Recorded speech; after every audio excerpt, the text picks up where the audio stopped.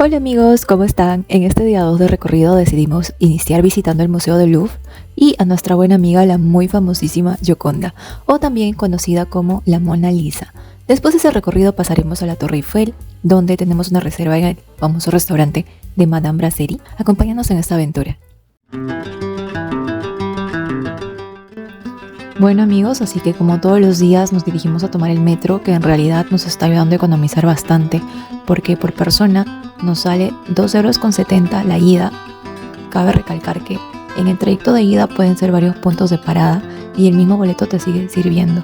Y algo que nos sorprendió mucho en este metro, porque es la primera vez que nos ponemos en la colita del metro, y es que este se controla solo, no tiene conductor ni cabina de conductor. Los botoncitos, que parecen ser los controladores como aparece en el video, en realidad al momento de que la niña los manipula parece que está jugando con ellos, no pasa nada. Y definitivamente tengo que decir que esto es tecnología del primer mundo.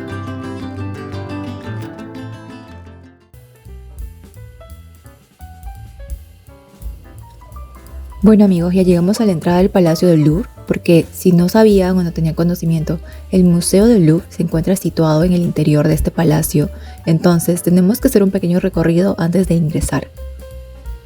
Y como pueden observar desde el ingreso, el detalle en el techo abovedado es hermoso, usan mucho lo que son los arcos de medio punto. Bueno, ahora luego de que Florian consultó dónde debemos continuar, seguimos con nuestro camino.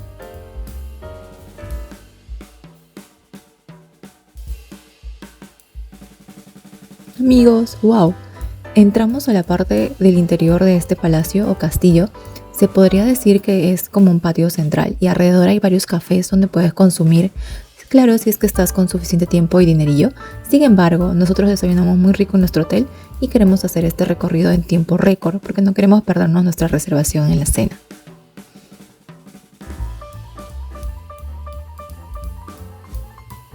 Ahora sí, esperaremos pacientemente en nuestra colita, que en realidad está avanzando muy rápido.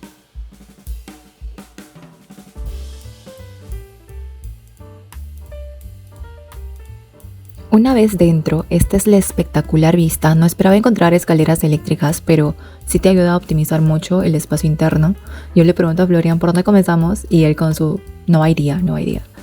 Pero bueno. Pero vimos uno de estos puestos de información y nos acercamos a tomar un folleto en nuestro idioma.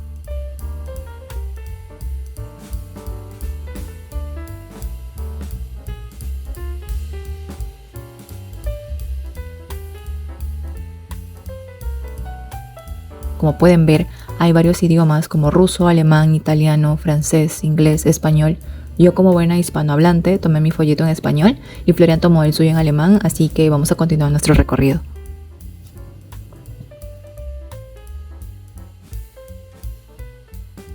Nos dirigimos al segundo piso y Florian, que está en contra de las escaleras eléctricas, prefiere tomar las normales y yo subo tranquilamente en las escaleras eléctricas.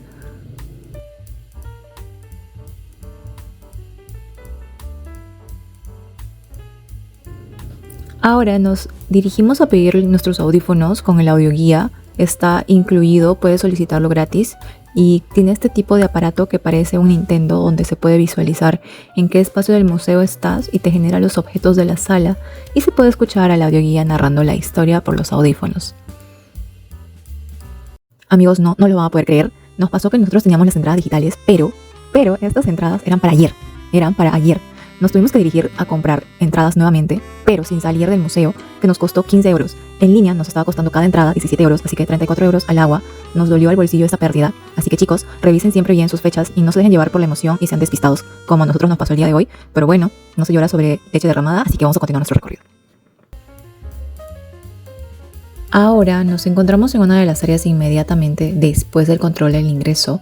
Podemos decir que es el hall, que es parte del ala de del museo, donde continuamos viendo la parte arquitectónica y el empleo del techo abovedado de gran altura y paredes que parecen estar recubiertas por mármol, que tienen una apariencia muy elegante y pulcra. Y primero encontramos a esta antigua escultura griega que representa a Victoria de Samotracia. Le damos un vistazo ya que este ambiente está súper lleno y nos dirigimos a la siguiente sala. Este detalle de este techo con la pintura como remate es increíble. Y seguimos y nos topamos con esta área que parece ser una zona de descanso, que cuando ya te cansaste después de cierto tiempo de recorrido, está muy estratégicamente ubicado. Continuando con nuestro recorrido, entramos a esta sala llamada la Gran Galería, que es una exposición permanente de pinturas antiguas, que tiene un lucernario como parte del techo. Le dimos un recorrido detallado, pero para no hacer más extenso el video, les mostraremos otras de las salas.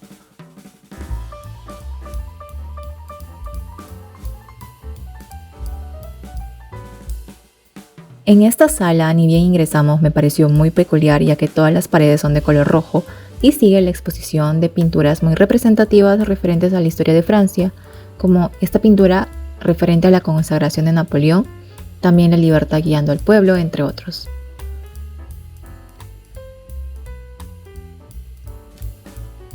Luego de este maravilloso recorrido nos dirigimos a otra de las salas donde los detalles están presentes en cada rincón y entramos a la Galería de Apolo, que es una de las más impresionantes desde mi punto de vista porque demarca toda la ostentosidad propia de Francia en su época de monarquía, con la tabiquería con revestimiento de pan de oro, siendo algo llamativo dentro de la galería.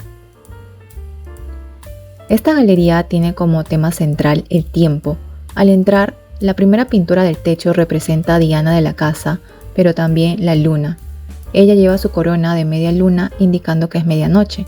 Diana también es la hermana gemela de Apolo y por lo tanto parece apropiado verla. En este caso, Apolo representa el mediodía, como el sol se muestra ardiendo detrás de él. A medida que el visitante avanza, verá el amanecer o la aurora. Los meses del año, con sus correspondientes signos del zodiaco, también son visibles. En esta galería se alberga ahora las joyas reales.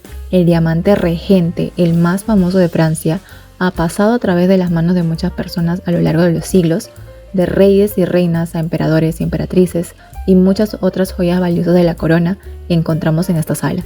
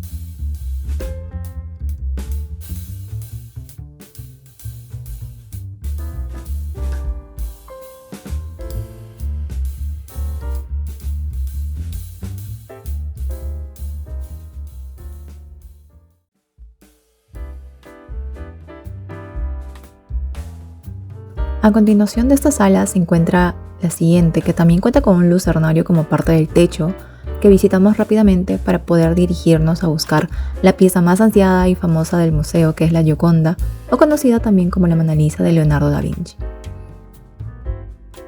Pasando primero por esta exposición de pinturas, lo podríamos llamar también retablos, como este al lado derecho de la Virgen María con el Niño Jesús, y representa la parte religiosa, diría yo, de toda la exposición.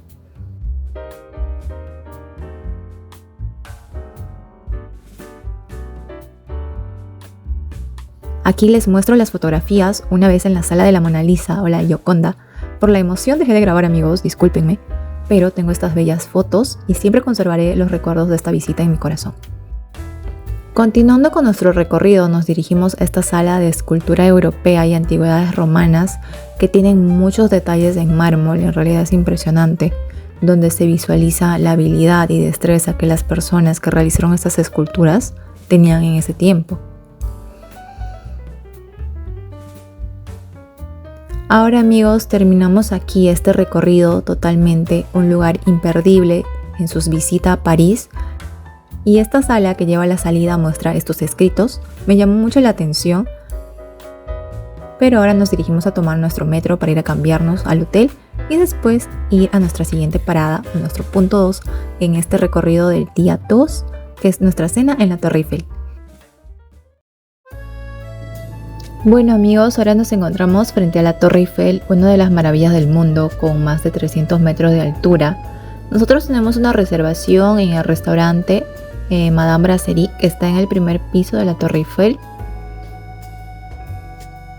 Aquí se pueden encontrar este mapita para que se sitúen en qué punto están y hacia dónde se pueden dirigir, ya sea que vayan al primer piso, que tiene un costo de 16 euros en ascensor, el segundo piso con un costo de 18.10 euros en ascensor y 11.30 euros por escalera, o sea 11 euros con 30 centavos.